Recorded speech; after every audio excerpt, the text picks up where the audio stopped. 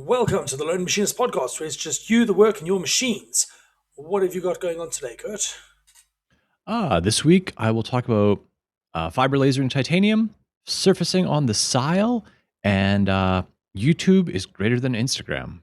How about you? What are you going to talk about, Master Jamie? We're going to talk about changing the bearing in Carl's lathe, how Fusion moved the bounding box, and it is annoying to no end, and power off recovery on the LK, because we had a power outage today. Nice. Yeah. That is a smattering of some of your topics that are also quite interesting. I didn't know if you'd lead with the crazy ones or if you just bury the lead. I thought I'd be nice and not and give the first 30 seconds of the podcast, let them be tame. So how are you this fine day, Kurt?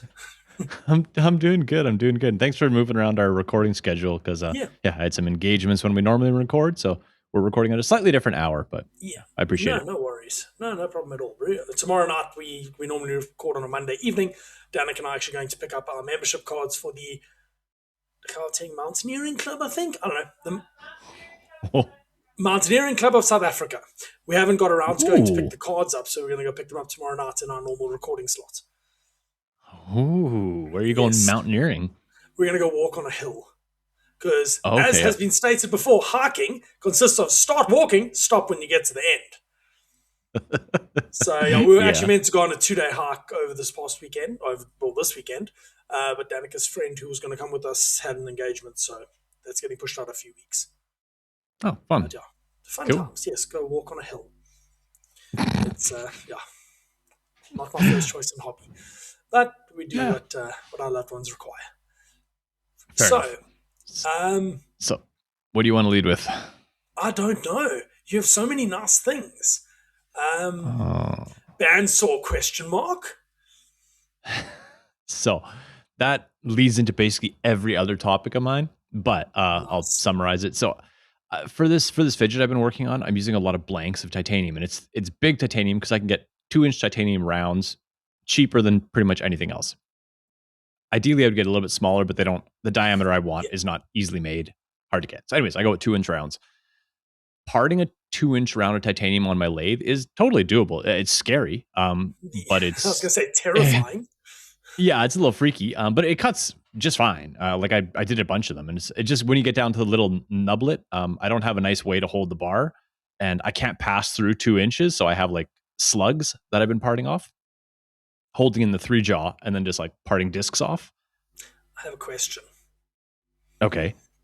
Doesn't your part have a hole in the middle of it? Yes, it does. Yes. Okay. What are you getting at with that? Just hold it from the inside, or? No, why don't you drill the hole, and then when you're parting, you don't have to go to zero surface feed. Or surface feed. Yeah. And you can part it straight onto a stick. So it's not really all that bad. Even like parting at the last little bit, it's not that heinous. The only thing is just like, it's annoying to hold, and I lose about, like, out of the slug, I lose maybe an inch and a half of material because I just can't grab it and then get my parting blade in there and have it secure enough where it doesn't just explode, because I've had it explode once, and it makes you ruin a perfectly good pair of pants when the like material comes out of the chuck and then like springs sideways and explodes your parting tool and explodes the holder and then explodes your confidence, and then I'm like standing far away and like, I have 3 things to say to that. Yes. First thing, brown pants. Second thing, material prep, and third thing, dovetail jaws. Your 3-jaw chuck, is it a split jaw or just normal poor people jaws? It is the cheapest solid jaw unit. It came with it. Like, I didn't even buy it. So, well, if you're going to do a lot of them, I would suggest just turning a dovetail into the end of the jaw, and then you do material prep, so you can literally hold it on like 3 millimeters of material, and there is no way it's coming out. That's a great idea, but I think what I'm going to do instead is just buy a bandsaw and bandsaw all my slugs. Yeah. Because like I bandsaw titanium all the time, and like, if I had a decent bandsaw that could go slow and have coolant, it would be basically a non-issue. I can get them from, like, the mill will make me the slugs. I'm just worried, like, if they'll cut them, that's fine. I don't mind if they cut them, but if they're gonna like forge them into like disc blanks, That concerns me because I need like a clean bottom diameter to grab in my op one. Yes. So I'm going to talk with the mill because the price of getting slugs, like as long as I order like whatever 500 or 1,000 slugs, it's cheaper to go that way. Yes. I just have to make sure that they're bandsawing them. And if they bandsaw them, no issue. I won't even worry about it. But if they're not bandsawing them, then I'll have to bandsaw them here because I'm not playing that game. Okay. And one question regarding bandsawing: what if they bandsawed skew? It doesn't matter. I'm taking so much off, like just 2 inches, and the part is the reason for the question is: what if it now sits sideways in your jaws? It doesn't matter. It could be skewed by like 5 degrees. I take like 100 thou off either side and like a half inch all around. So I'm like vaporizing a shit ton of material. So it could be wildly out of skew, and it would be fine. Okay. No, I just thought I would ask that question because I have run into issues where blocks sit slightly skew and then they don't clean up if you're too close to the finished size. Yeah, they did quote me like a spec, but I mean, hey, like saw guy, you never trust a saw guy. So like their spec was well within reasonable range, but okay. I just don't want to order like 1,000 pounds of titanium and be like, I can't use any of it. I assume you've looked at the Tormach AF50 Plus. I have actually. I think I talked with our favorite Tormach rep about it, and I was like, hey, how do you guys handle titanium? And he's like, we've cut it. I don't know if you've cut a blank that big, but he's like, yeah, it's no issue. I was like, oh, intertesting. So because if you've got to cut a whole bunch, that would be the way to go. Yeah, absolutely. That saw doubles in price by the time it gets to me. It probably does for me as well, honestly. It's it's unfortunate, but okay, no, interesting. Yeah. So Harbor Freight bandsaw with a bigger motor. Do it, John. I can get a pretty reasonable like Harbor Freight-esque unit with the same paint that matches all my other tools because I like that. Nice. And it's like I don't know, $2,000 for a decent bandsaw with like hydraulic and so I can just kind of let it be because it's going to take a few minutes to get through that. Yeah, it's not going to be a fast thing to cut. No, like I can let it go, walk away. Yeah, come back in 5-10 minutes, and it's going to cut faster than you're going to mill it. So that's fine. Absolutely, absolutely. And so I don't know. I'm floating there, but this is all hinging on if I can get this thing functioning right. But we'll talk about that in a little bit. Okay. Let's hit one of your topics. Go for it. Let's go with 94.6%. Okay, so just what you wrote down. That actually, I think, that covers 2 topics. It covers three topics in my thing. Sorry, I've got a bunch of things that overlap there. So I sent you a picture for the podcast. I can't share it that much around the internet. I'd be busy making aluminium rings for radar housings. And that specific ring I sent you a picture of, there's 94.6% material removal. That's a lot. It's a lot of material removal. But yeah, that whole job, I made the fixtures. I think the material arrived last week. And then I went through making fixtures, programming all the fixtures, machining all the fixtures, machining the parts, very specifically ordering my order of operations to try and keep my tolerances as tight as I could. And I managed to hold thickness on those down to within 20 microns on a 400 diameter ring. Like, I was pretty happy. Do you have to move that part, or can you access all of it in one go? I can. Okay, on there are 5 parts. One is a Delrin part. It doesn't count. Of the rings, I can hit 3 of the 4 I can hit the whole perimeter in one go. The one I have to do in two positions. But we'll get to that one shortly. So this ring, all the material's oversized, so it goes in upside down. I deck an even amount of the top and the bottom to prevent bowing. Machine the bottom, put some holes in it, put some dowel holes for when I flip it, chamfer everything, flip it over, drop it on the dowels, which are off-center, so it can only go in one orientation. Like if you put it the other way around, you'll see it overhanging the fixture. And in theory, there's a problem. Drop it back in, vacuum it down again. Then I machine in the one I sent you, I machine the middle section out, and then I bolt it down. Then I slot the slugs loose. Then I turn the vacuum off, pull the slugs out, and finish machine the perimeters. And it's held down with the bolts. The one that I can't hit because it's a 499 diameter and I have 420 millimeters of travel. That one I made a fixture for. I pop it in one orientation. That one I only machine from one side. We take 0.5 millimeter off about 5mm 5 series, and I take 0.5 mil off the one side. So I face it, put in a bunch of countersunk holes and dowel holes. I machine the perimeter outside and inside, but obviously I can't hit the whole bore either. I then turn off the vacuum. Then when I'm done, I chamfer everything. When I'm done, I face it again in case it's warped or to take any burrs off the chamfers. Unclamp it, turn it round. It drops onto 2 of the dowel holes that I've just machined to clock it or to locate it, and then I machine the other half of it and skip those holes that I've already machined because it's somewhat symmetrical, and then that actually blends really well. And again, cool. Okay, that's what I was that one was like about, dead nuts, 4.5 millimeters. Nice. But again, nice. My tolerance on that, because there's no actual tolerance drawing dimensions. On the drawing, it's between. If it's great, so I'm trying to remember now. If it's greater than 1 millimeter, it's 0.1. If it's greater than 10 millimeters, it's 0.2. And if it's greater than a meter, it's 0.5 millimeter. So I've got a 0.2 tolerance on most of those features. It's like throwing a Vienna down a freaking hallway. Yeah. It's hilarious, but obviously I'm going to try and hold it as like even my order of operations is being specifically chosen to try and keep it as accurate. Like I'm using my 6 millimeter end mill that I use for like all my precision bores because I know that the tool wear comp on that is correct and I'm going to be within 10 microns on my size. Right. So okay. First articles are going tomorrow with Danica to work and the guys picking them up from at work because it's halfway between us. So they pick up first articles and then I'll have the go ahead to carry on with the first 9 of every ring. And they're averaging about an hour per ring. That's a lot of aluminum. It is. It is a hell of a lot. I see why you bought the sheet. Yeah.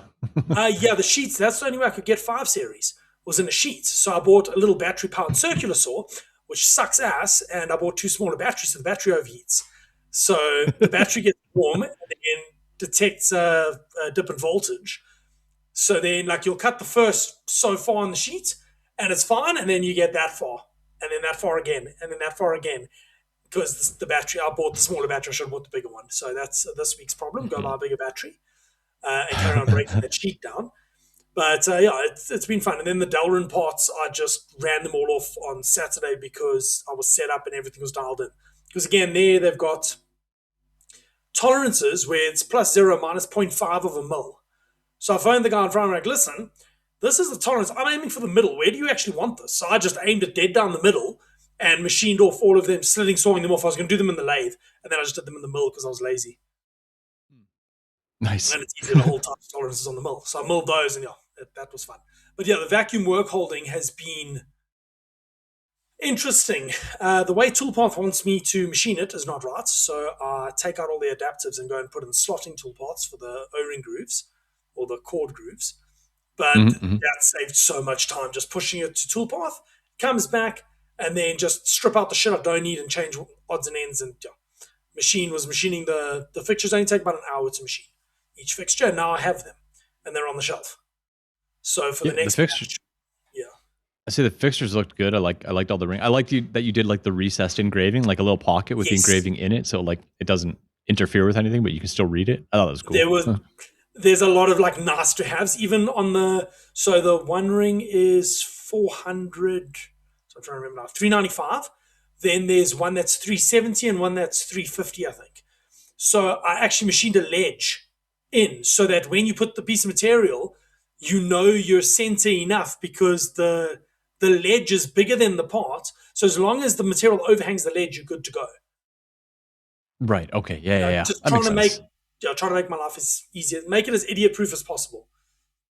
Yeah. And then smart. 5 different points of vacuum. So 5 fittings on the bottom, all plumbed together with wire pieces, and then pull to the vacuum pump. So nice. Those fixtures came out really, really nicely, and drop it onto the anchor point, onto the harbour, ka-chunk, and they're in. So it's super easy to change over as well. Beautiful. There we go. Managed to hit 3 topics in one go. Well done, good. It sounded like an interesting one. I remember seeing the pictures. Yeah. I'm like, holy smokes! It's like it's almost. It would have been sick if you could have bought like pipe of that size because like Yeah. that would save you so much The problem, material. so But someone says to me, why don't I get them water jetted? And I'm like, then how do I hold them down for op one? That's the thing. How do I reliably hold it? yeah, but like even No, if you get them water jetted, like are they going to just charge you for the ring or are they going to charge you for the slug? Because like they they're probably not going charge to for get the whole any. piece. Yeah. Yeah, they're not going to get you any better like material usage unless they're like slicing them from pipe. So Yeah. yeah, So no, it is what it is. Like it. Yeah. It went quite well. That was my Thursday, Friday. Yeah, Thursday and Friday. Then I machined all those rings. wow. Wednesday. Yeah, I know Wednesday, Thursday, Friday, because Wednesday was also a day of stupidness. So, what Ultem parts are you turning, Kurt? So once again on the fidget, I machined all the ends from titanium, and then I have an Ultem core. And I was going to machine a bronze core, but I'm like, you know what? It took me like a while to machine these 2 titanium pieces. I'm like, let's put it all together because I already have all the parts to use an Ultem core, and see if it actually works. Like, see if all my tolerancing, like tightening all my tolerances by machining it as opposed to printing them with my resin printer, if that fixed my issues. And it almost did. Except I was still getting a little bit of issues. So I like immediately got like super disheartened. I was like, oh no, like it's still doing the same things. I'm like, why? And then I kind of stopped and had some lunch and thought about it for a minute. And I'm like, there's things that are going on in there where there's multiple levels of constraint where it's like there's one sliding part that's riding on little dowel pins, but it's also riding on a center bore, and it's also riding against a top piece. So there's a ton of constraint points. So I'm like, let's start killing these constraint points. I don't need the center bore. So I turned down the pin, and that changed things like wildly for the better. And then the top, I'm like, this is titanium on titanium. Let's try to make a washer. And I'm like, well, what do I have for, like, I had some, not nylon, but Delrin downstairs. I was like, I turned from Delrin. I was like, you know what? I'm going to try Ultem. I have some Ultem rod that I just haven't played with. So I'm like, I'm going to try turning Ultem, even though it's not the best material for that. I haven't played with it. So I made some super tiny, like 20 thou thin washers out of Ultem. It's cool material. It's fun to work with. Yeah, it's like it turns really nicely, and it's kind of a little bit brittle, but it's like, yeah, I enjoy machining. Anyways, that solved it like perfectly. That made everything glass smooth. So I'm like, I know the fix. So in the production unit, I'm not going to use Ultem. You don't see it, but I'm probably going to use like maybe like black UHMW or some like really high lubricity plastic. Just to work better for that. But yeah, it's fun playing. I've been meaning to do. I bought a bunch of Ultem to make an Ultem pen, and it has sat here for a year, so it was an excuse to be like, I'm going to use this. I'm just going to play with it. So. Yeah, I mean, I'm still carrying my Ultem flak. I say that. Oh yeah, it is actually in my pocket. I have 2 of them. One lives on the machine, and one lives in the pockets. Nice. Yeah. Yeah. No, I would not recommend it. It's too flexible, but yeah, it's gotten better. I like the look of the piss plastic. Yeah. No, like, so do I. I think it looks fucking sweet. I never used to, but like it's grown on me. I do like it. It's kind of a cool look, especially mixed with like other like shinier metals like titanium or stainless or something. I think it's a cool pairing. It's it's a nice contrast. Totally. Yeah. Yeah. So let's see. I really misspelled one of those horribly, but it's fine. I know what it's meant to say.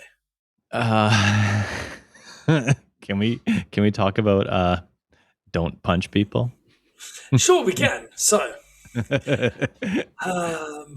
not what Jamie had written down, but I'm trying to keep it a little bit PG. We can put people on this, so it doesn't deserve to be called a people. So I've mentioned Carl a few times. He listens. Hello, Carl. It's my cousin's fiance, and we saw them over the weekend, and his sentencing was this week. So my cousin and my missus were like, hey, please go with Carl to court so that he's got some support there, because he's pleading guilty to assault because they need this court case to be over now, because this short little dude that he punched is literally just trying to bankrupt them. So I went to court on Wednesday. So Wednesday morning I woke up, machined a fixture, machined a part, left it to surface, and went to court at 9:30 in the morning. We left at 3:30 that afternoon. We sat in the court. We were the last case to be seen. We sat and fucking sat, and it was boring as fuck. So don't punch people, because then you get assault charges and you have to go to fucking court and waste your life away. But yeah, he got a first offense, and we were hoping for a suspended sentence. He just got a fine, so it's not even on his He doesn't have a criminal Oh, record. Also, it did not affect his ability to have a firearm because if you have an assault case against you and you're convicted, you lose the ability to have a firearm in South Africa. The judge was quite lenient. He's like, nah, you clearly tempers were flared. You just had a car accident. Because like they gave the whole spiel. He had a car accident and the guy who caused it didn't even get his car damaged. Carl swerved to avoid him. And yeah, he was riling Carl up and Carl's trying to deal with the situation. He's like, just please go away. I'm trying to deal with this. And eventually just turned around and headbutted him. And then the guy took the blood from his nose and wiped it on Carl's face, so Carl beat him into the ground. Unfortunately, the guy's dash cam caught all of this, but the guy was literally looking for an incident. So anyway, that's now all behind Carl. And yeah, moral of the story: don't get caught hitting somebody, because then you have to go to court and court sucks. So just make sure that they disappear. That is the gist of it. fair. Well, Do the job properly. I don't condone violence, but in this case, it sounded like the guy deserved a punch. I know it's not the first time he's been hit by somebody, because anyway, he had literally caused the accident, and then was just riling Carl up, and eventually Carl snapped. But anyway, that's now behind him, and good. Yeah, earlier in the week, I got to visit Carl because we were there on the Saturday, and we're tired of peopling, so we went to play with his lathe and try and sort out. I think I spoke about this on the Monday. Yes, I spoke about this last week. You did. We swapped his bearings, and the machine is now silent, for one. And it runs really, really nicely. That bearing was freaking expensive. But he's done a whole bunch of stuff since then. And it runs. He can leave it to run and go sit inside because he can now hear if there's a problem. Whereas before, he had over the bearing screeching. So we swapped out his bearing, and the service finish he's getting is freaking amazing now. Oh, cool. That's good. That's awesome. So at least he's up and running again, because that's awesome. Yeah, it was a bit weird, the service finish he was getting, but very explainable after you see the state of the bearing. No, yeah, like I said last week, that bearing looked like you made it with a chisel, or the race. I mean, the race was ragged. shot. Yeah, but he's now running. He's running well. I've actually got. I'm going to make a note for the after show. Coolant nozzle names. So I made him some coolant nozzle magnetic brackets, and I have some names for them, but we'll save that for the after show, because that is definitely not safe for general consumption. Like this already. So, what titanium were you fibering? So for this, once again, for the little fiber laser that sits beside me here, it was a brand deal. I have to do some lasering. So I lasered this bronze little coin, and that came out really well. I was gonna, and like part of my little contract with them is I'm gonna do a bunch of titanium work, because that's my world. So I have a bunch of titanium slugs that I started lasering.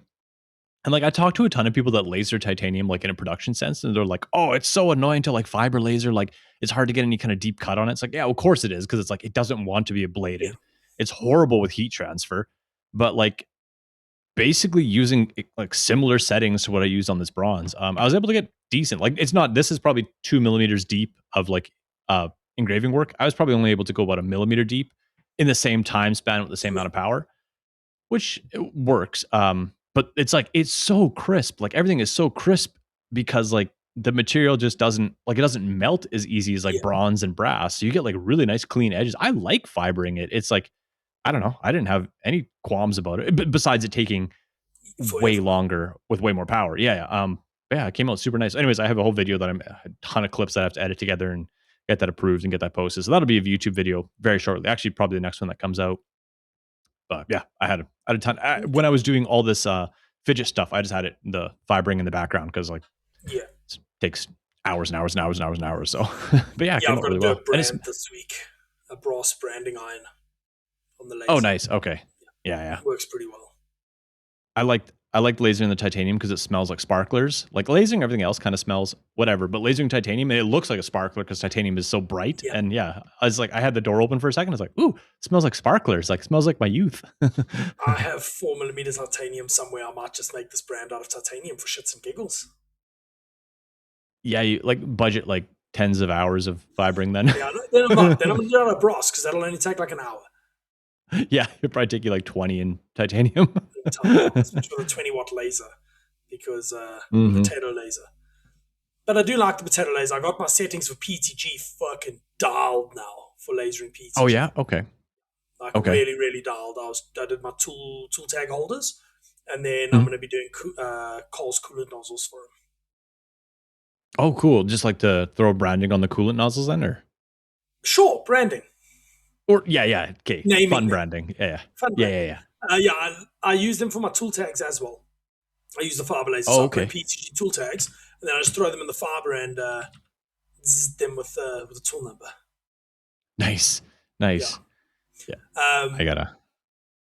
Yeah, making me curious. But okay, before we get too far in, we're going to try and make up over the next 2 weeks for last week where we didn't read the Patreons right till the end. So, yes, the Patreons make the wheels on the train go round and round. The Patreons get access to the after show where we're going to discuss Cole's coolant nozzle names today, among other things, probably. They also get access to the Q&As when we ever post those, and some other stuff, which I'm not exactly sure what has been promised. I need to harass my wife about that. But the top tier Patreons, they all get a shout out every episode, and the list has grown this week.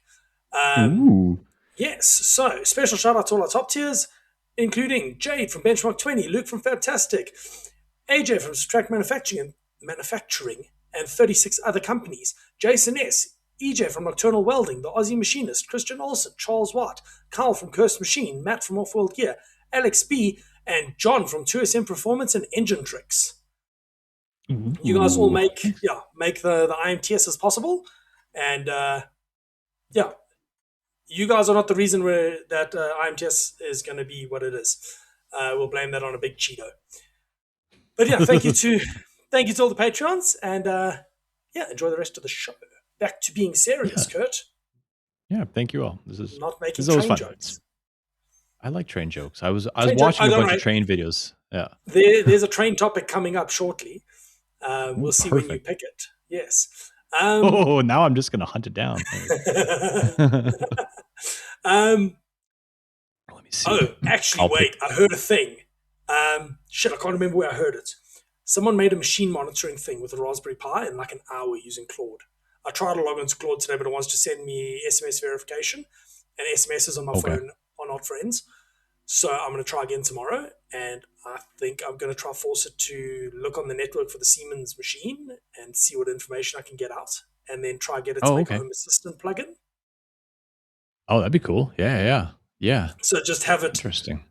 A Home Assistant entity that just tells you what the cycle time is and all that shit. So yeah, we'll see.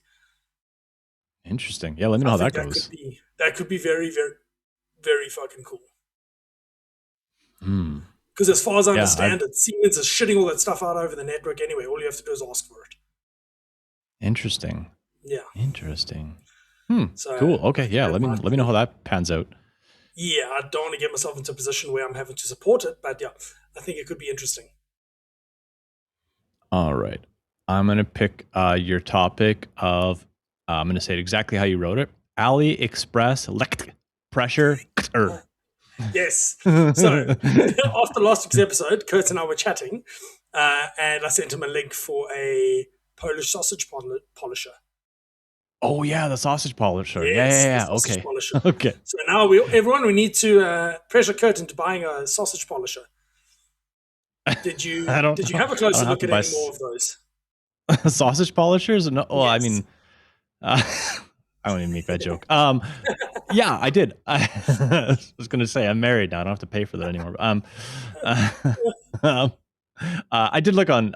So the one we were talking about, the one that Kaylee's Cans is using to basically. Yeah, this is quite big. Take the mill finish off of titanium. I thought it'd be like $5-10 and it's like $3,000, like Canadian, shipped to my door, which is insanely inexpensive.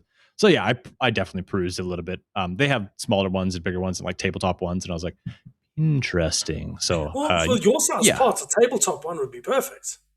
Absolutely, absolutely. And I would making pens, not cans. Right, exactly. Yeah, so it's on my radar for sure. Nice. I have a lot of things on my radar. That's the problem. I know. Yeah. Don't worry. I had intrusive thoughts this morning Ooh. about a project that I shouldn't be doing that I might do. Oh.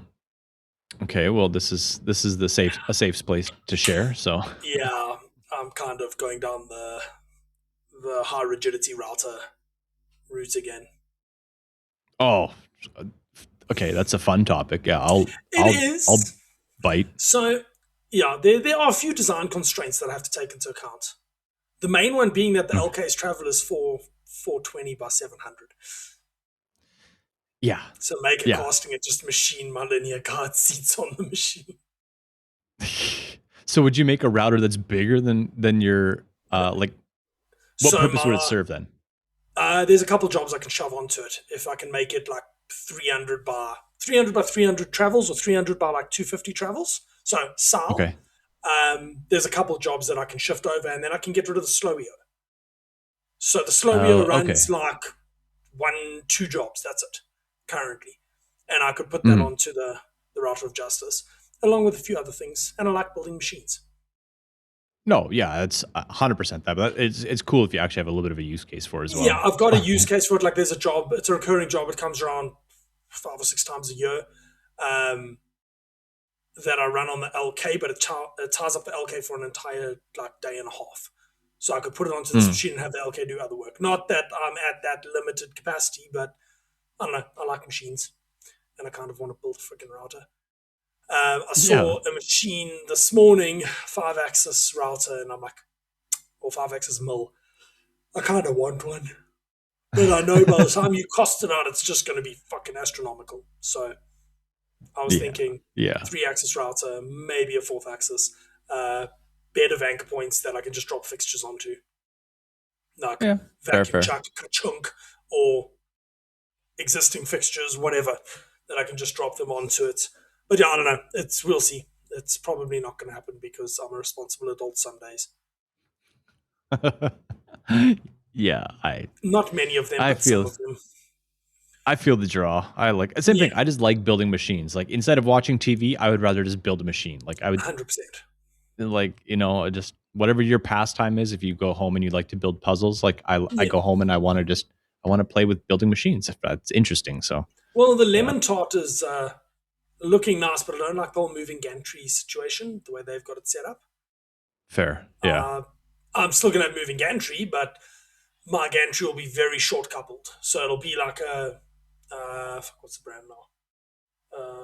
Homeless style. So you've got that, and your gantry sits up here on the linear guides all up high, and the spindle drops in. Trying to Okay. think who else Yeah, yeah, does yeah. a machine like that. Yeah, that's what I had in mind. But yeah, we'll see. Cool. One day when I'm big, Yeah. it's Yeah. Jamie looking at things he shouldn't look at online. I- So I was looking at yeah, but spindles. at the same time, like if you're in a position in life where like you can take care of your major needs and like the Yeah, things that keep you alive and your family happy and like everything going and then you push off all these like fun projects to the point be like, I'll do it later, I'll do that later, I'll do like one day later is gonna be yeah. there and you're gonna be old So and you're not gonna want to do it. Like this machine could offload some of the diesel, well, most of the diesel sensor parts could get offloaded to it. There's no reason for those to be in the LK. It's okay, yeah, light milling, light drilling, just fucking move it onto a machine with a 24,000 RPM spindle or 30,000 RPM spindle and let it yeah, go yeah. ham. That's some of the other stuff. Like, there's a lot of odds and ends I could offload if I had a machine that I could trust to do it. That Right. had an ATC Right. because I don't want to manually change tools ever. Fair. So yeah, Yeah. that was the thought. It would be an envelope of like 300 by 300, but the travel would be significant. So I can go have the tool changer up and above the work envelope. So it would go up, Right. back, grab a tool, come back into the envelope and machine. But getting that all configured, don't know how much of a ball like that would be. Yeah. Yeah. Yeah. No, fair. So So I don't know. It's a thought. It might get drawn out again at some point, and then yeah. see how I feel off that, because I do want to at least go with 10 pitch ball screws so that it can go fuck fast. 30 meter a minute rapids. Let's not fuck around. And even that's not that I find fast. I find that's a little bit of a hack to like sometimes if I have something like that I'm really, really like itching to do, I'll design it like I'll spend the time designing it in CAD, and sometimes that scratches the itch enough to be like, I don't know if I actually really want to build this. And it's just like it's kind of a low impact way to do it. My 6 versions of the router I've already designed are that. Oh shit. Okay. So you're deep in this been already. down this road many times. Been down this road before I bought the LK. Instead of buying the LK, well, when I decided I needed another spindle, it was, okay, what am I going to do? Is it worth building a machine or buying a machine or whatever? The LK was way more than I planned on spending, but is way more of a machine than I would have ever built. Yeah. So, like this machine would be to offload some of the stupid tasks, like milling extruded aluminium profiles and shit. Totally. Yeah, totally. Yeah. I get that. But it's a deep rabbit hole because I'd want to go EtherCAT servos so that I have absolute position. So it repeats exactly. There's no homing. It knows where it fucking is. So I set my anchor points offset once and I don't have to come back to it. Yeah, so, I can see this getting spendy. Yeah. Yeah, it would get quite spendy. But also, if work's good, there's budget to spend on infrastructure rather than give to the government. So, that's a really fancy way to say that. It is, but no, that's the thing. I'd rather fucking buy another machine than give it to the government. Yeah, I get that. Yeah. I think the Zappo 650 is the next infrastructure. Oh, yeah, okay. Just a bigger, yeah, fair. Another mill like mine, slightly smaller, actually, 650 instead of 710. That would be the next logical step rather than building a fucking router. Yeah. So, yep. No, I get it. So tell me about surfacing on the SAL. Okay, so once again, fidget. I wanted to build titanium ends, so I put those blanks, made a little soft jaws for them, and started doing some just like I have so much titanium, titanium feeds and speeds that I'm pretty confident in a lot of it. And I was like, I've never done a lot of surfacing on this aisle, so I ran it all through CAD, spent a bunch of time on the CAD side of it, and I was like, this should produce a pretty good result. And then also huge benefit that I didn't even realize for having a good PC, running toolpath simulation is instantaneous. All these surfacing toolpaths simulate and just I can crank the speed and it never jitters, it never stutters. I'm like, oh, this is nice. Well, thanks, Kurt. Now I need another computer. Dude, sorry. Especially yeah, with RAM that helps too. It's not like it's expensive these days. No, it's cheap. But I didn't. Yeah, exactly. I didn't realize how much time I would be oh, I'm just gonna wait for this toolpath to calculate. It's now that doesn't exist. It's post, boom. It's okay, simulate, and it just goes. You're ooh, and then dragging through the simulation, you're not waiting for the stock to regenerate up to your point. Okay. I'm this is nice. Besides the point, put the parts in the machine, ran it, hand on the feed override because once again, I program semi-annually, so when I'm running new programs, I'm pretty I'm pretty nervous, and yeah, ran beautifully. Parts came out, ran both parts, and I was super impressed with the surfacing off the SAL. It's really clean. I'll post some. There's probably pictures on my Instagram story pictures, but there will be pictures coming out. I basically want this product to be able to come off the. Oh, 100% smoothing cycles. Yeah, 100%. I want this part to come off the machine and have no hand finishing because every other fucking product I make takes so much hand finishing. This one I want to be able to sell the mill finished product, and yeah, I'm super happy with how they look. They're really clean looking. What toolpath did you use for the tapered sections there? I did so for people who don't know, it kind of looks like a top of a flying saucer. So I basically kind of waterline roughed it or the bottom, yeah, either side. Or the top of a donut or the bottom of a donut, top of a toroid, whatever you want to think of it. So yeah, I waterline or adaptive roughed it all, and then did a spiral tool or I did a spiral face, which Fusion that infuriates me. You can't do spiral face in Fusion, so I have to draw a spiral and then drive the toolpath off the spiral, which is okay, but let me face in a spiral, Fusion. You can because I want I think you can do a flat with it. There is a way. I've done it before. There's an option somewhere for it. Okay, because I want the top, I want the swirl machine marks to be circular, not back and forth. Like the top of an anchor point. Totally, yeah. So I did that, and then I did the roughing, and then spiral toolpath with a 1/16 ball mill to get the tapered size. So you have a single engagement, a single disengagement point. Because if you do like a Yeah. geodesic, it tends to come in out on every fucking layer, whereas a spiral will just all the way down. Oh, sorry. Makes a big difference in surface finish. It's a radial spiral. Yes. So it's coming out like a sunburst, not a round and round and round. Oh, okay. Yeah. It's going like, because I wanted the sunburst pattern on it. Like and then I avoided it. totally. And I got it to jump over, like there's some little pockets. I got it to jump over those pockets. And then after I came back and surfaced those spiral like individually, so it would follow the profile. So you'd get the tool paths to all look nice. And nice. I thought it would work in my head, and it worked. So that was cool. Yeah. So, yeah. Fusion, you can get quite creative with your toolpaths in Fusion. Yeah, and then that's where like it's nice to have high acceleration on a machine, because I'm like, this is going to take forever. And I look at the toolpath and I'm like, 6 minutes? I'm like, it's going to take 6 minutes to do all the surfacing? I'm like, oh, I would have assumed like 46 minutes. And it's just like, I'm like, right. I forgot. You don't have to like, like it just goes, yeah. I was like, I like this. I just rarely do I push that machine. Yeah. So. I've been machining at boobs again. And then I surface at 3.6 meters a minute. It's like shoop, shoop, shoop, shoop, shoop, shoop, up and down to surface those enclosures. Because we finally got that go ahead on that. Nice.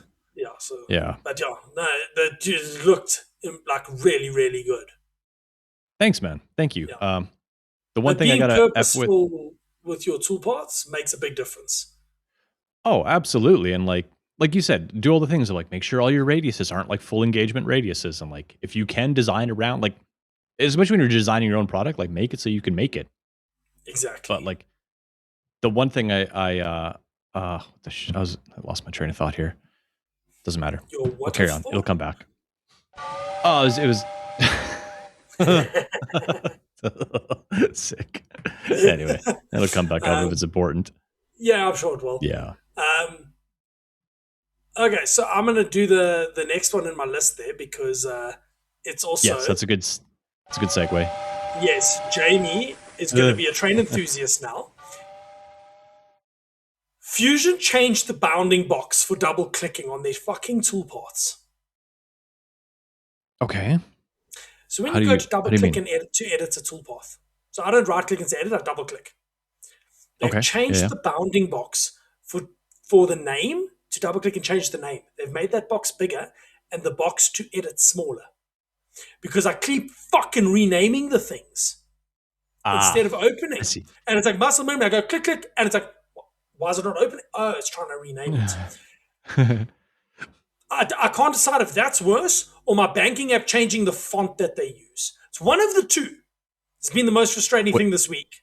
But what font did they change to? That's the most important. Some fucking ugly one. I don't like it. I don't like change. Papyrus. Yeah. Comic Sans. Anyway, I don't know. They changed their icons. But yeah, Fusion has changed that bounding box, and it is infinitely frustrating. Because I go to edit a toolpath, double click, and it doesn't fucking open. Also, they changed that if you edit a toolpath, it doesn't show you the toolpath till you click off and click back on it. Oh, yeah, I dislike that. I dislike that. Yeah. It is, between that and the double clicking thing, it's like, Fusion, what are you doing? Stop looking at Microsoft. They're not the example you should be following. Because both of those have been pissing me off to no end. Because normally I'd go edit a toolpath, watch it regenerate, and see what it's doing. Halfway through regeneration, oh no, I want to change something. Now, click off, click back on, and then it'll finish generating and then show the toolpath. Very annoying. Like, extremely fucking frustrating. Also, Fusion crashed 8 times in a row on Thursday. That's a lot. It was fucking frustrating. I'd pull the thing from toolpath, the toolpaths down, be editing them, and then next thing, bam, crashes. Again and again and again and again. Yeah, I was a little bit annoyed. But they were mowing my lawn at the same time, so I'm wondering if it wasn't just shit from that. Because, have you ever tried to fly a drone when someone's mowing the lawn in the park? No, I haven't. No. Yeah, no, you don't fly. Your video is unusable. Yes, because that spark is across the entire fucking band and just creates so much interference that you cannot see your video. We were flying the one day and what the fuck is going on? And they were mowing the lawn. You could not see through your FPV goggles. So I don't know if that was just What? causing an exorbitant amount of EMR in the area and causing my PC to be retarded. But yeah, it was very annoying. I mean, not to stoke the fire of building a new PC, but I have noticed on this machine, I get way less like fusion crashes with like, I don't know if the hardware is just less stressed all the time or it's just old PC. I don't know. So, well, I don't even know what RAM costs these days. Probably like my firstborn. Oh yeah, well, I mean, you have 2 kidneys for a reason, but well, I've got 2 nephews too. I can just sell them. Yeah, I give a lot more fun to make than a kidney. So. Yeah, exactly. I'm just going to see the price on RAM quickly because let's be realistic. I would want to have at least 32 gigs if I built a new PC. Okay, so you'll probably be in like the $1,000 range then. This is fucking horrid and I hate it. There we go. Fine. I mean, if you can find it, that's the thing. You got to find the DDR5. Oh, yeah, I can get in stock locally. How much are you saying for 32 gigs of RAM? 2 16 gig sticks. Let me sort by price. I would say that's probably... I can't. I don't know, honestly. So I just want to make it sort in price. Is that ascending? No, that's descending. If they have it in stock, starting at 8,500 Rand. So only $520 for 2 sticks of Okay, so that wasn't a bad guess. That's a lot, yeah. That's a lot of cashola. It's fucking retarded. Yeah, I don't know. It is. The world. It's in a weird state at the moment. I remember my fusion thing as we're on the fusion topic. For that spiral toolpath, the one thing I want to do is, so imagine it's all roughed and I want to come in and like the very first starburst streak that goes down the part is basically, it's like it's slotting through all the roughing. Yeah. And then every sequential pass after that is exactly the amount of, so I manually slow it down, but I'm like, I wonder if there's a fusion way where I can ramp that first pass to like minimize the tool load so I can get the same surface look. Anyways, that's something I'm going to mess with. Because even if you semi-finish, you're still coming into like much bigger engagement for the very first one. And then everything sequentially after that is like your step over, which is fine. Yeah, but starburst, that pattern, you can say how many degrees you want it to go over, isn't it? Yeah, well, absolutely. Yeah, absolutely. So constrain it to one line and then have it come down a second time. I see what you mean. Yeah, run your first line slowly and then So have it as a separate toolpath that it runs it slowly and then comes over it again when it does the rest of your... That's true. Yeah. Yeah, that's true. I could, come down slowly and leave like a thou and then come. Yeah, that's true. That's a good way. That's a good idea. Thank you. Or put in negative degrees so that it's, so that it would cut your main line, leave the thou, cut your main line, cut the one that it ends with, and then come back and start so that it's only cutting on the one side all the time. Yes. I like these ideas. These are good ideas. Yes. The dirty tricks you have to pull in Fusion. No doubt. Like, why can't I just? I mean, but that's even better method than like if it allowed me to ramp or something. Because now I can match the chip load perfectly and the feed perfectly and get a clean look. Ooh, I like that. I like that idea. I'm gonna do that. So my lovely helicopter that was in my yard this morning. I love how you say helicopter. Yeah. The Choppinator. It finally got blunt. Oh. Yes. So surface ground the sliding jaw, the guillotining jaw. Then the hole was in the wrong place on where the wire feeds through. So I had to drill hardened tool steel. PCB drill for the win. 12,000 ripums and hand feed that fucker in. This is your wire chopper for those. Yeah, the wire chopper. Correct. Yeah. It is so I'm feeding continuous. There's a gap of about 2.5, 3 inches between the effectively extruder and the cutter. And the wire in that gap bends as the die is down. And then as the die clears, it springs forward, chops, bends, springs forward, chops, bends. So if that's not constrained, or if it's over constrained, the wires are short. If it's under constrained, it kinks and feeds off to the fucking abyss. Also, it does that if the extruder moves, and I snap 2 screws that were screwed into the wood just from the vibration. Oh wow. So I Okay. came there and there's a pile of wire next to the machine. I'm like, oh shit. Stop it. Check. Oh, screw broke. Put a new screw in to set the extruder at the right angle. Like Right. super Right. fucking finicky. And then it was jamming this evening. So then I put oil and then it stopped jamming through the magic of lubrication. But yeah, Yeah, it it helps. did 30 kilos of wire over the weekend. Oh wow. Because Okay. unfortunately, I can't run it during the week anymore. Because I have a Oh Samo the right. Marmo fucking assembling parts in that spot. Also ran the Slowio today because he's in the fucking way of running the Slowio. Nice. Right. Yeah. Yeah. Yeah, I Yeah. also have like 3,500 parts in my driveway right now.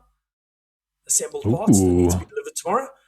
So tomorrow morning, when Danica leaves, I'll reverse my truck in and tell him, weigh these things. When there's 100, put them in the back of the bucky. Where I'll go deliver them. They can put a tote and they can just sweep them off the back of my truck. Like, Right. I can't have them Right. in my driveway anymore. Like, they need to fuck off out of here. So I'm going to go and either that or I'll open the tailgate and reverse down their driveway and hit the brakes and let them just yeet. But yeah, he's doing like a lot of those every day. No doubt. Sounds like it. Yeah. Wow. So tell me about your YouTube, Instagram story. Dude, I like so like my YouTube channel just kind of exists and then I forget like when you post video to it it obviously like starts to recommend your channel again to more people, so you start getting more views across every one of your videos. And like just looking at the way like Instagram, I probably have a lot more like people interaction, which is the main reason I'm there because I enjoy Yeah, talking with people. Instagram, you'll get a lot of like you'll get interaction, but you also get interaction from just people that you don't want to interact with.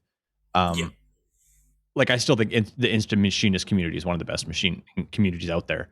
But like I forget how much better YouTube is. Like if you want to put content out there and you want like people to be able to see it and like learn from it and then like gain what you can from that, YouTube just is killing Instagram because like I'll post something cool on Instagram. Like I have a reel that's doing quite well on Instagram and yeah, on this coin actually.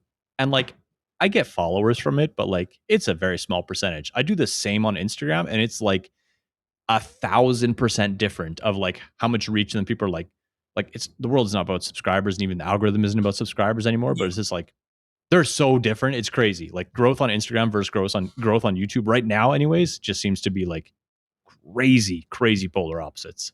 So, long story short, I'm going to be continuing playing with YouTube because it's fun. I enjoy it and yeah. it rewards me. I know AJ says Even similar things about that, but also like your YouTube following is nearly 5 times the size of your Instagram following. that is true. That is true. Yes. So that helps for Um, sure. yeah, I just But went and checked. ooh. Um, Well, thank but you yeah, for the I humble know. break. AJ says the same thing. Like that's why they moved Taps and Patience off of his channel because it was hurting his channel videos. Right. Yeah, So totally. because like a podcast was getting a couple hundred to 1,000 views, whereas his normal videos were getting like 10,000 views. So Yeah. YouTube wasn't sure what to do with his channel, so they separated it. Yeah. And it's like Yeah, I I I get it for when you like put effort into like the one of the Instagram shorts I put up, whatever. There was like 4 hours of editing into that. Whereas like I do that same editing for YouTube, and I actually get compensated like monetarily yes, for it. And over time, that pays like some of my it videos. Like adds up. you factor it out over time, you're like, wow, that paid for XYZ or whatever. Like it Like adds making up a an lot. aluminium So pen. like making that, yeah, totally. That is probably paid for that aluminum 1,000 times over. So yeah, Yeah, it's like yeah, I don't know. It do what you like, it's I suppose. But yeah, it's interesting. Like if you've got a following on YouTube, your stuff gets shown to people. If you don't have a big following there, I think it gets buried very quickly. well, and that's the problem is because like it's hard to speak. Like people will rail against it that have like 100 subscribers, and it's a different world because obviously Yeah. you're interacting with it. Like the growth is different. I 100% get Yes. that, and like even now, like I have my following now on YouTube is considered small in this day and age. Like I'm not even a Yes. micro influencer on YouTube. Like if you have 100,000, you're considered like a micro. I think hundred Oh, thousand jeez. subscribers. Like it's crazy. Like it's Yeah. great. Like it's a numbers game. It's just a kind of Yeah, a but I mean, you look 10 egotistical years weird ago thing. But was, or no, fuck, even more than that. That was like prime vlogging time. And yeah, you look at some of those channels that just came out of nowhere and next thing yeah. had like 1 million followers. And yeah, And it was and with sick. that said, if you make cool content, Yeah. the same shit happens. Like if you make cool content that people enjoy, it doesn't matter about the algorithm. It doesn't, like, if you have a cool story and you share it, you're still gonna do well. Like it's not Yes. like, oh, you only have to post at 5 o'clock on Thursdays. It's like, no, just make something cool. It'll work. Like, No, 100%. Because it'll yeah, get shared in the community that it matters to, yeah, and then it gets shared around. Like, yeah, that's exactly it. yeah. No, Yeah, you don't have to be a giant channel before you start posting videos. yeah, that's fun. That's fun. I've been Yeah. enjoying that. So, let me. What other topic are we gonna pick for Master Jamie? How about your broaching macro that you sent me a lovely video on? Yes. So, Kamish, the guy bought Bertha, and listens to this. Hello, Kamish. I Hello. was there on Friday because I didn't feel like working. So I went to visit him. And he was like, no, he's got to get these things wire cut. He's trying to get them done. And then he phoned the guy who was going to do the wire cut. He's like, oh, no, he's leaving at 3. You can come on Monday. And he needs to deliver on Monday. So I was like, well, we can broach this. You can broach it on your manual lathe, or we can broach it on Bertha. So I was like, I drew him a sketch. I'm like, make this blank, bring it to me tomorrow, and I'll machine up what I need to machine on it to be able to use it as a brooch. So I machined the blank, brought it to me. I quickly machined the milling on it to make it into the right shape and a seat for the insert. And then he left, and today he's like, nah, about 1 o'clock he'll be done with the job he was busy with. We can set it up. So then I went through there at like 1:30. Took my bar feeding macro, or like my macro code, and just relabeled everything and did some maths. And now you basically tell it how deep the keyway is from the tangent of the circle. So where the corner of the keyway broach starts touching, how much deeper you want to go, what step over you want to do per pass, and how deep the part is. You position a millimeter in front, and at 0, so where you start scribing a line, and you hit start, and it goes zoop, zoop, zoop, as many times as it needs to. It calculates how many times to do it. All moves are incremental. So it, literally just goes in, out, increment, or clears, comes back 0, increments out, goes in, out. So it's all just driven by those variables. And yeah, it works well. The first time it went half the distance it was meant to because we were in diameter. So I fixed that on the second go around. And yeah, works really well. Makes a really nice chip on that tool, surprisingly. And the machine doesn't seem to be struggling. I wouldn't call it a particularly heavy cut either. We're doing a 10 millimeter wide keyway and taking a 20 micron depth of cut.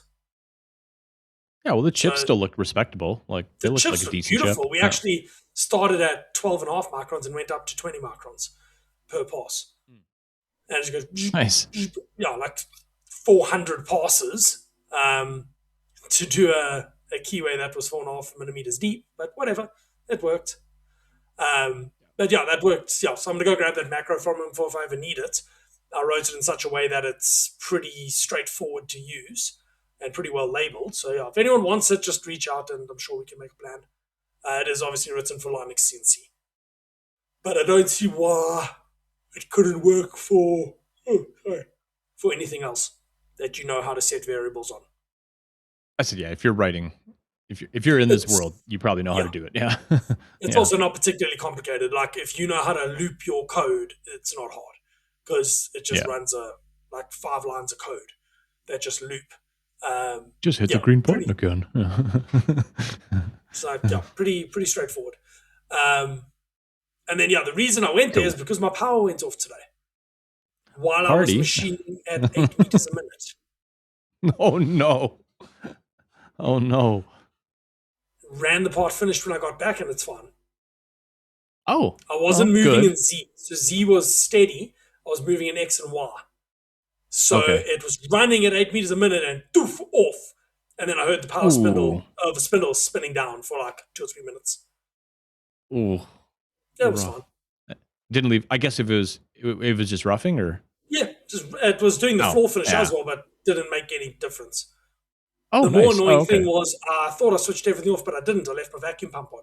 So I came back and my workshop was covered in mist because it was the part didn't create a steel. So it was pumping air through the thing and just fucking misting my entire workshop. So I was a little bit annoyed by that when I got back. So I put fresh oil in it because there's none left, and then carried on running. Nice. That poor vacuum pump has had coolant for longer than it's had oil in it. Oh. But it's like they're fucking stupid cheap. I think that one was like $100.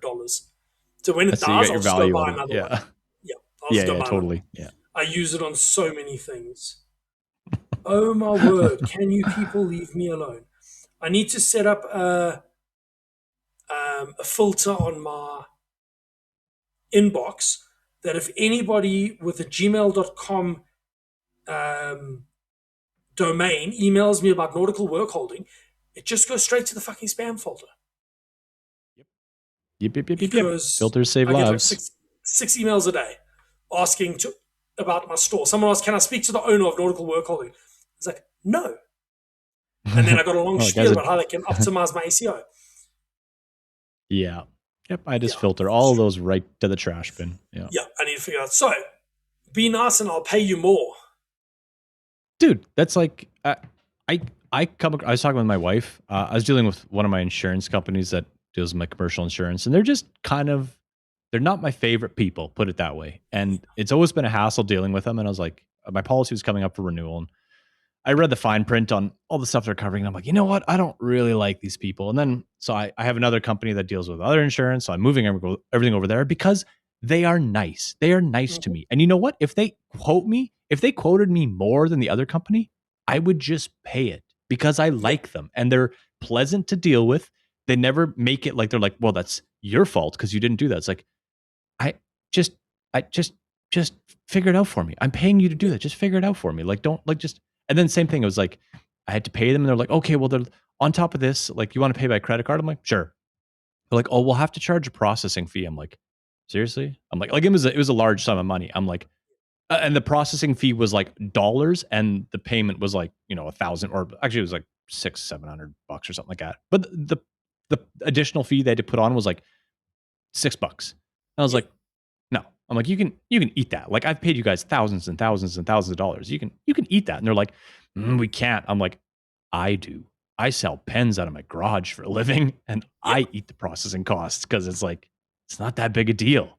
It's like, surely your multi-million-dollar company can do that. And they're like, no. I was like, that's the straw. That's the straw that broke the camel's back. And that I canceled the policy over that just because I'm like, and they're like, well, if it's the issue with the money, you can pay by. I'm like, it's not the money. It's just you guys are annoying. Yeah, you're just annoying to deal with. Like, and I don't like insurance is one of those things you pay a bunch for, and you typically, hopefully, never use it. So, anyway, I have so many companies I deal with that supply me material that I love, that supply me with other insurance that I love, my bank I love, and you know what? They'd be nice to me. I'll pay them more money. I don't care. It's like, that's it. It's customer service. I think it's more of a younger generation because I know like so many like boomerish people being like squeeze them for everything you got, like rule with an iron fist, like don't give an inch. It's like that sounds stressful and annoying. I'm like, I would rather just, if someone tells me the price, I'd be like, okay, that sounds reasonable. And like, and now I have good customer service because if they're like, if it shipped late or something like that, you could be like, well, you did try to squeeze us. I'm like, no, I just agreed to what you said. So anyways, that hasn't let me down over the last X amount of years. And I will continue to do that. Maybe I'll lose some money over it, but I'm happier for it. So be nice, folks. Be nice to people. Exactly. That's all that boils down to. Yeah. As Jamie leads the podcast of being like, fuck these people. I'm going to just like, you're a nice person, but I mean, you're very aggro. I tend to be a little bit grumpy towards stupid people. We have a question this week. And I believe it's just we're running late, but anyways. No, we still got time. Never fear, Jamie's okay.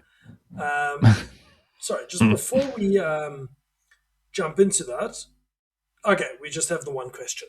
So this question is from Dylan from Got Chips on Instagram and the Discord and many other places.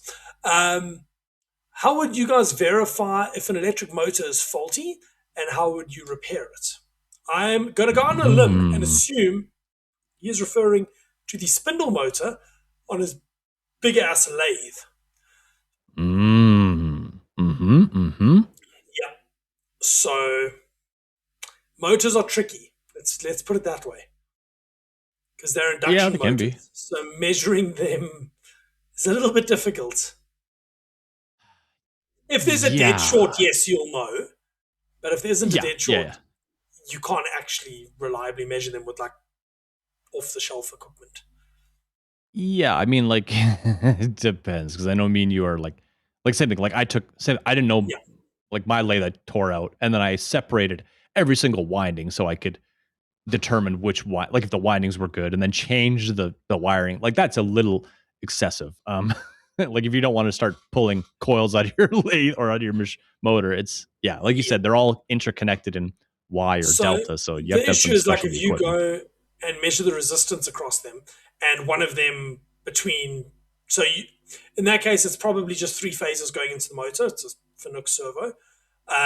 If you measure between the phases and between phase 1 and 3, there's a short, and between 2 and 3, there's a short, phase 3 is probably poked. Or if you're, sorry, not a short, the resistance between, say, you got to measure the resistance between all three phases. And if one of them is way different, and it's going to be low, it's going to be like in the ohms range. If one of them is significantly lower, then hey, you've got a burnt out winding. The other thing it could be in his case is the servo drive itself. That's And true. Yeah, that's very if true. that's the case, that's a bit of a bastard to diagnose, because if it depends on the voltage of the motor, whether you can just put fucking three phase on it and see what happens. Because if you can do that Totally. and the motor spins up to maximum RPM, well, then the motor's fine and your drive's faulty. Or VFD, and then you know if your drive's faulty or your motor's faulty or not. The problem is if it works on a VFD, well, your Fanuc controller is getting heated out because you're not going to be able to interface that super easily. Yeah, that's aside from having where you can do the switch out change out, be like connect a Yeah, different servo to it and see if it works. But then once again, if your drive is the one that fucked it up in the it's first place and you faulty. connect Yeah, a nice fancy servo to it and you just it's going to blow. roast another one. Yeah, it's just like double-edged sword there. Yeah, I would say your best bet's measuring between the windings. So obviously disconnect the servo drive from it, measure the windings, see if all between all the windings is the same. Would be the first thing. That's going to tell you if one of the Yeah. sets of windings is cooked, Yeah. and also check them to ground to see that the insulation hasn't failed. Yeah, I'd say that I would make it like I would definitely make a table and check, like whatever. Yeah. A to B, A to C, B to C, B to A, and ground to A, ground to B, ground to C, and just check anything you possibly can and make sure you see patterns. And if you don't see patterns, you probably have issues. Yeah, and then those motors, as far as I know, can be rewound. I'm just not sure if I know the Siemens motors, if you pull the encoder off, you shit out of luck, because it is matched to the stator position in the factory. I don't think the Fanuc motors are like that, but I'm not sure. I don't know. As far as I know, they're not. As far as I know, they are not. That would be my suggestion. And then if it is one of the windings that's fucked, you can probably get it rewound. Yeah. Yeah, totally. But then you're committing to running that Siemens, Fanuc controller, which is horrid and old, and fuck that. Put Linux CNC. Yeah, Or do the super easy troubleshooting and open it, and if it looks burnt, it's fucked. And if it smells burnt, it's fucked. You'll know if it smells burnt. And if you don't, ask Jacob what his EtherCAT drive smells like. Oh, low. Sorry, low blow there, Jacob, but you did deserve it. Can't remember why you deserved it, but you deserved it. Yeah, what did he do? He was just generally a Jacob. So what is in your Google box? My Google box is full of, guess what? Camera shit. It's not full of it. It's a little bit. I'm basically debating between really good prime lenses or pretty decent zoom lenses I need a couple different, I need fast aperture lenses. So like really big apertures. And I want a couple different focal distances. Ideally, the best way to do it is primes. I've always bought primes. That's the way to go. But I kind of want to zoom just for the convenience of it. But to get a zoom at a low aperture and a constant aperture, really spendy, like really spendy. And the lenses are huge. So anyways, debating that. Excuse excuse me, Embrite and tritium, because someone said those little like pockets on your fidget look like they're sized for like they would probably work well for tritium, and I was like, someone's reading my mail, because that's kind of why I put them like that. So tritium is amazing. Honestly, if they had the tritium vials in the size, this one probably already would have had it, because that's what I designed it for. But I looked at Embrite, which I think is actually a trademark name by like TEC Accessories or something. It's just like a glow plastic. So looking at variants of that. Classic Pokemon value, because we have a giant Pokemon card that my daughter was getting me to read all the Pokemon for. And I was like, what are these worth? Because we have some like shadowless cards and some stuff. So I'm perusing that. Bandsaw, obviously. Sikh temple. Once again, my daughter's curious about things. I'm not a religious person, so she said she wanted to go to church. I'm like, all right, you know what? I'll take you to every church. So, nice. Yeah. I'm just like, let's get you exposed to every single religion, so you know that it's not just one. But yeah, there's a super cool looking Sikh temple just north of my place, and the people there are incredible. Like, they'll invite you in and feed you, and yeah, amazing community, beautiful temple. I would like to go in there.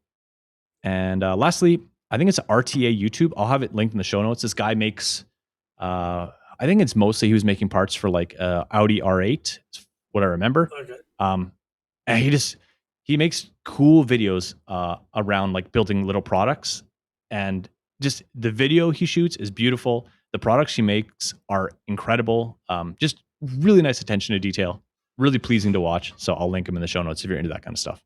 Definitely worth a watch. How about you, Jamie? What's in your box of Google? Googling G91 to make sure it is incremental move. Fair. I was looking up Datrons to see their travels for certain parts that are currently in my workshop. Looking at refurb PCs to run Trello for commish. And then looking up battery-powered saws, because I bought a battery-powered circular saw, and bought the small battery thinking I was wise. I was otherwise. And it goes into an overcurrent situation. And then the saw can cut like all of a couple inches and then stalls. So I need to go buy a bigger battery for it on Monday and finish sawing up that sheet of material in my driveway. I like that you put your fingers like 8 inches apart instead of a couple inches. So yes. It's telling. But yeah, so I bought a battery saw. I was going to buy a sawzall, and then I decided to buy a circular saw instead. Nice. Yeah. Bought an alley blade for it, and it cuts well until the battery gets warm, and then it stops cutting well because it keeps fucking overcurrenting. And then they didn't have the single charger, they only had the dual station charger. I'm like, no, I want the single one. So I came home and just piece of titanium into the one battery connector, crocodile clip on the other one. There we go. Constant current power supply charging. I can't. Is it It's literally just 21 and a half. Yeah, it's got a BMS built in. So 21 and a half volt input and 2000 milliamps. Set the lab power supply, done. Yeah, fair. If it's and the fact that it charges in 20 minutes leads me to think that it's not actually a 2200 milliamp hour battery. Yeah. Probably not. Yeah. Not even fucking close, like a third of that. Because I'm charging it at 1C and it charges in 20 minutes. Yeah, watts don't lie. Yep. Yeah, exactly. So I want to buy their 4 amp hour battery and then see how that goes. But I think it might also be because I am absolutely thunderfucking the battery and overdrawing it. Because I would assume that battery can only output like 10 amps continuously. Yeah, probably making it very angry. Yeah, it's an 18650 cell. They don't like outputting a lot of amps, and they're 5 in series, so it's not like you've got pairs of them. So I'll put a 4 amp hour battery in and see how that goes, and then absolutely abuse that as one does. Great idea. Mm-hmm. Oh, that's awesome. So where can people find you, Kurt? Oh, confoundedmachine.com. And if I ever do release these fidgets, I will spam you with email. I will post it there. I'll post it on Instagram. I'll post it everywhere. So yeah, you don't have to. I've received a lot of messages, which is lovely. I love having the interest, but I will make it incredibly obvious. I promise you, you won't miss it unless you live under a rock for like a week at a time. So nice. Yeah. How about you? Where can people find your wares? Yeah, you can find the day-to-day happenings of the shop at JSpec ENG. JSpec _engineering on Instagram. The Fluck and the merch is at jspkng.com. Anchor points and keel clamps are at nauticalwh.com. If you search anchor points, there should be links somewhere there. I'm trying to get the SEO sorted out on the website. Or if you search nautical workholding, it should come up. Trying to get the SEO side of things sorted out on Shopify. It is mildly infuriating. I'm tempted to take up one of these people who have emailed me incessantly and have them fix it. It's probably not a bad idea. Yeah, I just don't want to pay them because I feel like it's a ripoff. But yeah, that's where you can find me.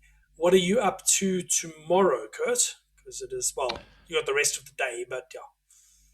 Yeah, tomorrow I have some stuff I got to do in the morning, some family stuff, and then I'm probably going to flip the machines back over to production and then finish the CAD changes I want for the fidget so I can have two things going at once. Oh, and edit video, and yeah, we got a bunch of shit. How about you? What are you up to tomorrow? Tomorrow we got Samo the Mamo coming, so I've got to get his whole station back set up in the morning. So I think I'm going to be in the shop early and machining HDPE while I settle that up. And then I've got to go deliver stuff and talk to customers and just general businessing. Excite. Yeah, very excited. Speaking of excite, I started listening to Project Hail Mary again today. I finished the Expanse series over yesterday, I think, or the day before I finished it. Kind of nice on the end.